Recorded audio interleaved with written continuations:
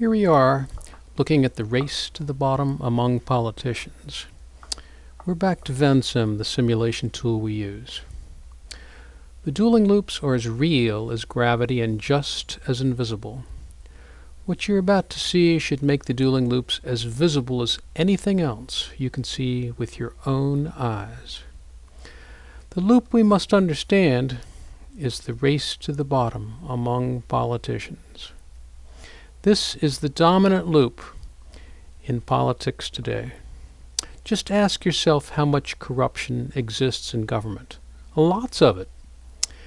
And then ask yourself how much of what a politician says that you can trust. Very little. That is a sad story. But the race to the bottom explains why this is so. Let's start our understanding by walking around the loop. Here we have false memes. A meme is a mental belief. In this model, though, it's got a particular meaning. It means falsehood. For simplicity, we're leaving favoritism out of this model and dealing just with falsehood. Think of a false meme as a lie of some type, deception of some type. Okay, might be a false promise, might be an ad hominem attack, it might be the sin of omission, etc., etc. In any event, it's very good strategy because it's a winning strategy.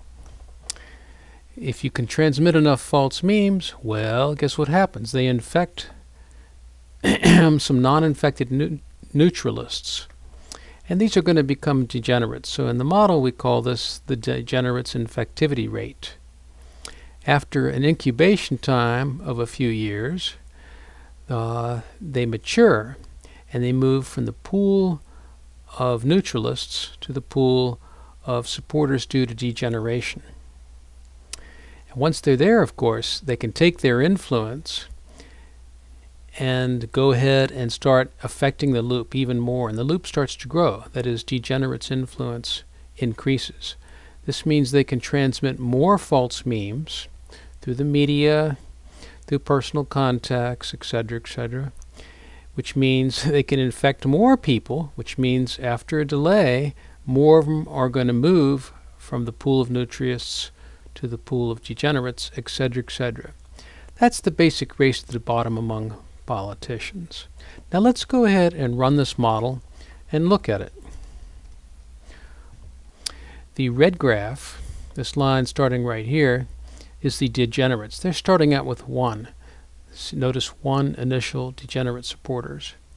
Over time it grows to about 75% of the population. Meanwhile, the neutralists start out at 99 and they fall to about 25%. They would fall even further, but we've got a variable called degenerates infection lifetime. For example, if this lifetime is much longer, then people stay in the degenerate pool much longer, and as a result it ends up higher. It's about 90% now. Let's move that back. Let's take a look at some of the other things. If we start with more initial degenerate supporters, well, just as you might expect, it grows faster. But notice it levels off at the same amount. That's slightly non-intuitive. You might think, well, if I started with a bunch, like 99, what's going to happen? Well, due to the dynamics of the system, it tapers off at 75%. This is an example of the counterintuitive nature of dynamic systems. Looking a little more at the model, what if there's more influence per degenerate? Is that going to change the equilibrium? Well, it probably will. Let's see if our hypothesis is correct. It does. But it still can't push it up to 100%. Okay? Although I guess if we had much more influence, it probably would. Now what happens if we take it real low? Oh, look at that. At 15, there's a tie. And at 14 and below, the non-infected neutralists stay in the majority. This shows the importance of using your influence. If you don't use it for anything, you're not going to be helping that wonderful race to the bottom among politicians. Okay, let's set that back. There's lots more we could do here, but I think you may have the basic idea down. This is the race to the bottom. The reason politicians want to get in it is it's a winning strategy, because if you're not in this, what can you promise your supporters? Not much at all. The degenerate politicians can offer them quite a bit. Now then, what is it they're offering?